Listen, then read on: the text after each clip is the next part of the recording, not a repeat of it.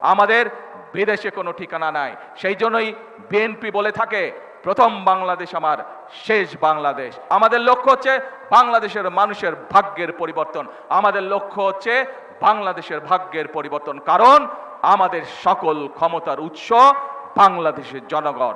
এবং আল্লাহ রাব্বুল আলামিন স্বয়ং বলে দিয়েছে, আল্লাহ রাব্বুল আলামিন সেই জাতিকেই সাহায্য করে যে জাতি নিজে চেষ্টা করে।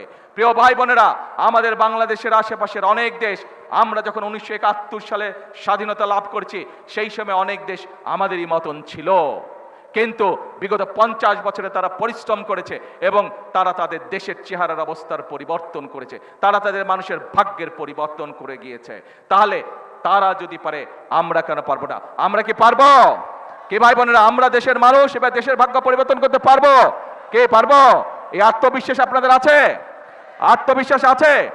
আসুন তাহলে আমরা নিজেদেরকে সতর্ক রাখবো, যাতে আর কেউ এই দেশে বিশৃঙ্খলা তৈরি করতে না পারে, যাতে করে আর কাউকে আমরা সুযোগ দিব না জনগণের শান্তি নষ্ট করে 173 দিন হরতাল করবে, সেই সুযোগ আমরা কাউকে দিব না। এবং বিভিন্ন রকম জুজিবুরির ভয় দেখে বাংলাদেশের মানুষকে পিছিয়ে রাখা যাবে না, বাংলাদেশের মানুষকে দাবিয়ে রাখা যাবে না।